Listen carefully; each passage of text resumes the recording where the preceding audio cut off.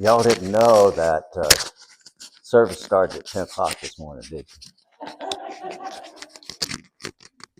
Churches I've been attending lately, their service is at 10, and I had it in my calendar at 11, but I don't know. I didn't look at my calendar.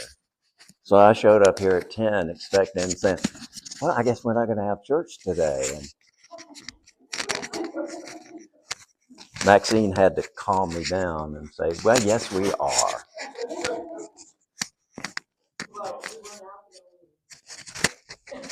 I am delighted to have my friend Garrett here today. He's a student here at the university, about to wrap it up, but he's hometown Ozark, right?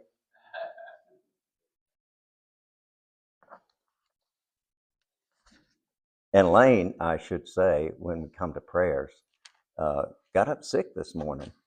Bless her heart. And so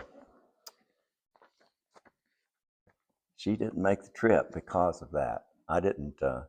She didn't feel like it, and I didn't want her to, kind of. So we were in agreement on that. Today, we're looking at what is, I think, a very familiar passage of Scripture, the story at least is. And I'm going to be reading from the Message translation of Luke 5, 1 through 3, and 11 through 32. By this time, a lot of men and women of questionable reputation were hanging around Jesus, listening intently. The Pharisees and religious scholars were not pleased, not at all pleased. They growled, "He takes in sinners and eats meals with them, treating them like old friends." Their grumbling triggered this story. Then he said, "There was once a man who had 2 sons. The younger said to his father, 'Father, I want right now what's coming to me.' So the father divided the property between them. It wasn't long before the younger son packed his bags and left for a distant country. There, undisciplined and dissipated, he wasted everything he had. After he had gone through all his money, there was a bad famine all through that country, and he began to feel it. He signed on with a citizen there who assigned him to his fields to slop the pigs. He was so hungry he would have eaten the corn cobs in the pig slop, but no one would give him any. That brought him to his senses. He said, 'All those farmhands working for my father sit down to 3 meals a day, and here I am, starving to death. I'm going back to my father. I'll say to him, Father, I've sinned against God, and I've sinned before you. I don't deserve to be called your son. Take me on as a hired hand.' He got right up and went home to his father. When he was still a long way off, his father saw him. His heart pounded. He ran out, embraced him, and kissed him. The son started his speech. 'Father, I've sinned against God. I've sinned before you. I don't deserve to be called your son ever again.' But the father wasn't listening. He was calling to the servants, 'Quick, bring a clean set of clothes and dress him. Put the family ring on his finger and sandals on his feet. Then get a prize-winning heifer and roast it. We're going to feast. We're going to have a wonderful time. My son is here, given up for dead and now alive, given up for lost and now found.' They began to have a wonderful time. All this time, his older son was out in the field. When the day's work was done, he came in. As he approached the house, he heard the music and dancing. Calling over one of the houseboys, he asked what was going on, and he told him, 'Your brother came home. Your father has ordered a feast, barbecued beef, because he has him home safe and sound. The older brother stomped off in angry sulk and refused to join in. His father came out and tried to talk to him, but he wouldn't listen. The son said, "Look how many years I've stayed here serving you, never giving you one moment of grief, but have you ever thrown a party for me or my friends?" Then this son of yours, who has thrown away your money on whores, shows up, and you go all out with a feast. And his father said, "Son, you don't understand. You're with me all the time, and everything that is mine is yours. But this is a wonderful time, and we had to celebrate. This brother of yours was dead, and he's alive. He was lost, and he's found." May God bless the reading, hearing of his word. So rather than doing a more teaching sermon this morning, I'm going to just share some thoughts that this text, this story, these stories make me think of. And I hope they'll prompt you and provoke you into your own thought today. When I was a child myself, my parents and grandparents shared their tradition of going to church with me and my siblings. Not that my parents were not really big church people. They went occasionally, but they wanted their children to go to church. That was kind of the way it was. My parents, following my mother's tradition, were Baptist. And I've noticed that there's a trend that the women in the family usually set the faith tradition of the family, or at least that's been my experience. So we were Baptist, but my grandparents and my dad and his siblings all grew up as Methodists. All of this in the rural South. In fact, my first sermon to preach from a pulpit as a young minister was at my grandparents' Methodist church. It was very long and didn't make any sense. Part of my lifelong heritage, then, is Baptist heritage. That's where I grew up. That's all I knew, basically. It influenced in me, however, a very strong sense of mission. I don't know if you've got any Baptist friends, but that's all they talk about, just about, right? Is evangelism and missions. In fact, my wife and I, Elaine and I, served as mission board missionaries for a couple of decades. In 2003, for the very first time, I was living in Dallas, Texas, working for a Baptist institution on a research contract, studying the urban core of San Antonio, Dallas, Fort Worth, and Abilene, Texas. It was a research project. I partnered with Baylor University. I, in fact, did a doctoral dissertation on the basis of that research. But for that very first time, I had freedom to work with any group I wanted to. Up to then, I'd been part of missions work, but if it weren't Baptist, it weren't happening. So I got to work with other churches in the urban core, especially there in Dallas, where I did my basic research. And I worked with churches in the historic Black community of South Dallas. I worked with the churches in the emerging Hispanic community of West Dallas. I worked with the downtown churches, but the ones I just fell in love with were the new generation churches. those that were not meeting in traditional spaces or places. And they were all kinds. One was affiliated with the Assemblies of God, one with the United Methodist. There was a Missouri Synod Lutheran. The first time my wife and I ever had Lutheran communion was at this church that met in a coffee shop in the Arts District of Dallas. And my wife, being a totally teetotaler, almost gagged when she drank the wine for communion, and then later felt guilty by it.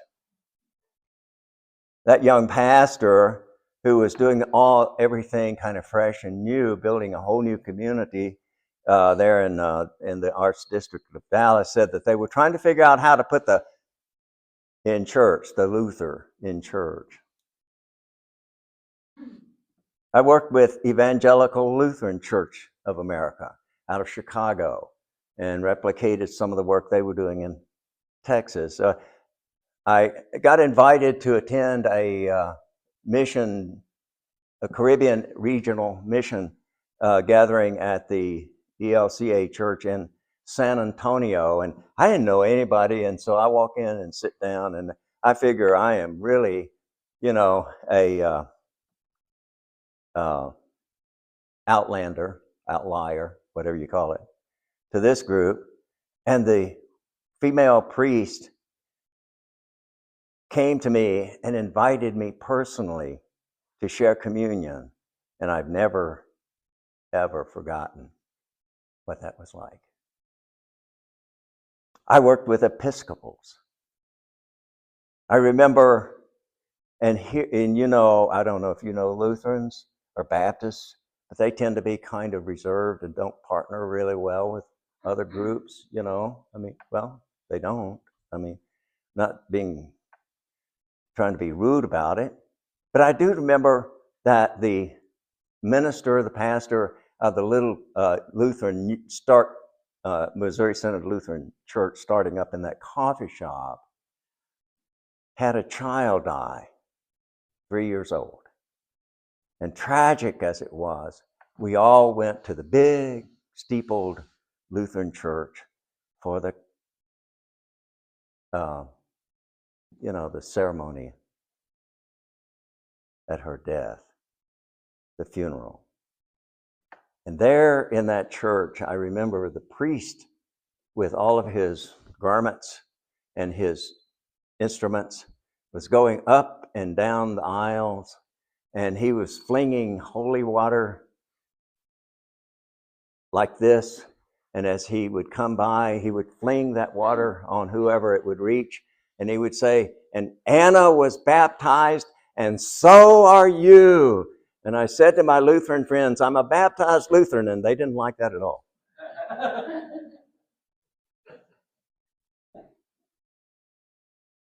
But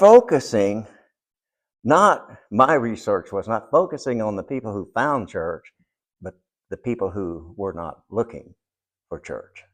The changes, all the transitions demographically in the city core of these cities. For the first time, I found the joy of working across boundaries that most often divided. It was all about trusted relationships, not institutional agreements.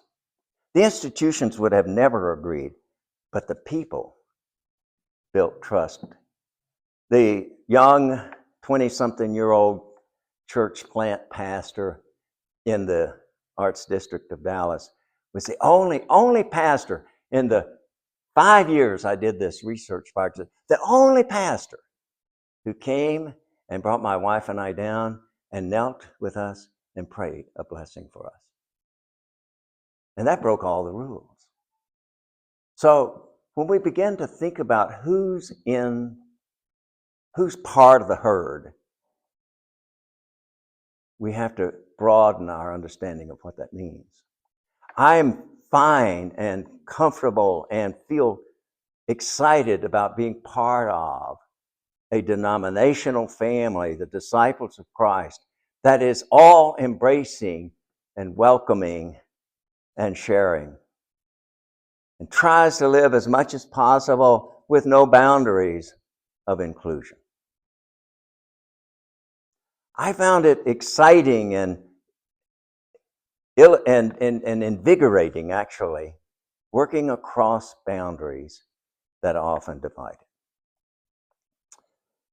But I became forcefully aware that I was no longer in a church family that was no longer comfortable, rather, in a church family or identity that had become pretty much known for its misogyny, exclusivity, and exclusion.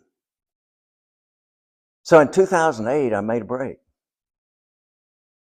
I was the sheep that left the pasture. I ran off. Emotionally, intellectually, theologically, I ran off and went on a journey of trying to connect, trying to find a place of belonging. Something that I now think about as more progressive, maybe. In 2012, I became an interim pastor of a Disciples of Christ church in Marshall, Missouri. And interestingly, I got thinking back on it, my mentor in ministry, the one fellow who had the most personal influence on me in ministry, had moved in that direction some decades before and was pastoring disciples' congregations in Missouri and then later down south. Now, I don't know if I ever thought about Jimmy as opening the door for me or not, but I saw that change was possible. I think that's part of the struggle of this story for me, is that Jesus' story suggests that there were some in his audience who were closed to any kind of change. They were not about to change. They were harsh, critical, and condemning of Jesus just because he was acting a little strange. He was breaking the rules of social order.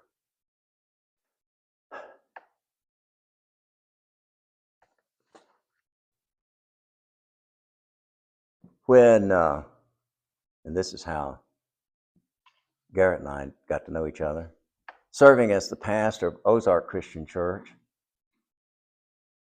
At that time, it was about 11 years ago, was kind of an anomaly for me. But I worked with a board to affirm the DOC identity. They didn't really care any longer. They had a chalice on the logo, but it was not in their heart. It was kind of like I tend to say, in name only. And we worked through, prayed through, struggled through a significant period of time to come to a place to where we said, we're not just going to keep that legacy identity as disciples, but we're going to celebrate it. And they did. My point in this personal review is to say emphatically that identity is important. And that once in a while, people stray from the herd, searching. I might even say that it's essential, this thing called identity that we're talking about, to persons, to organizations, to churches.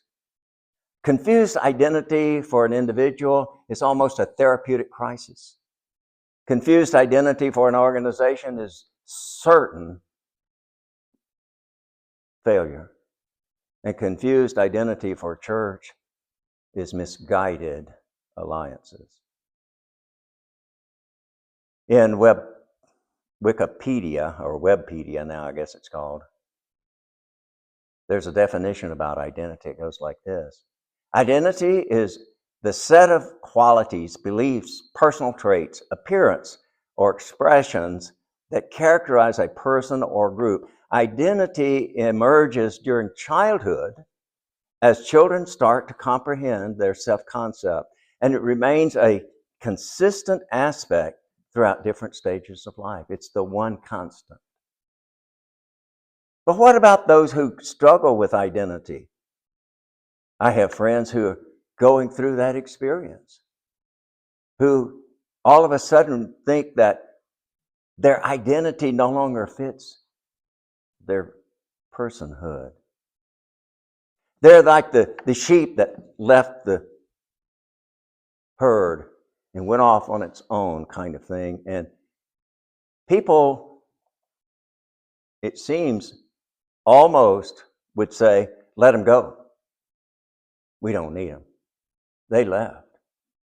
Don't mess with them. Organizational identity refers to how an organization understands and defines itself, encompassing its values, its behaviors, its characteristics that distinguish it from others, shaping its culture and how members identify with it. When I drove up this morning and I saw this beautiful landscape and these flowering trees, I had to pull my phone out and take a picture. It's quite lovely. And when I tell somebody where I'm coming over here on a Sunday, I say it's like going to a park with a church in the middle. But more than that, church is not what's on the outside for us, it's what's on the inside for us. It's what we experience together. It's who we are as a formed body of believers. Somebody one time, and I really don't know who it was, said, I can tell you what's important to a person by what they say in the first 3 minutes of talking to them. And I think that's probably true. But also it went on to say, and for sure by looking at your calendar and your checkbook. What is the most important part of your life, of your family? Serving others, your faith? There's one simple way to tell, according to Doug Holt, who does a podcast called Think Act Be Podcast. Show me your schedule and I'll show you your priorities, he says. I believe we need to prioritize those who've left the herd. That's that part of Baptist that still thumps in my chest. We need to be missional, outward focused, reaching, searching, seeking. I believe a major mission task of the church is to make disciples. Not in the denominational sense of that, but in the lifestyle sense of that. Making disciples. And we do that through our word, through our example. We do it by teaching others to become followers of Jesus. Disciples making disciples. Why would the shepherd leave the herd and go find a wandering sheep? Why? Why would a father throw a party for a wayward child? Why? And why would an older brother resent the return of his wayward brother? Why? Well, there are probably a lot of takeaways for the church during this Lenten season, searching for what it means to believe and follow Jesus. I think we want to be known as those who would leave the herd and go search for the lost ones, I think.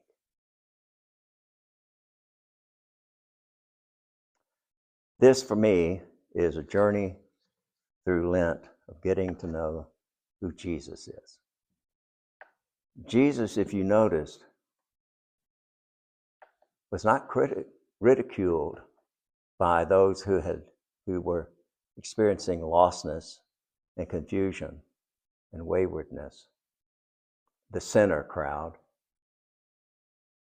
He was accused or badly treated or condemned by the inside group, the in group, the religious majority. We have to decide, which Jesus are we following? I hope it's the one that's going after that lost sheep. And if we do, I think we're on the right track. Amen.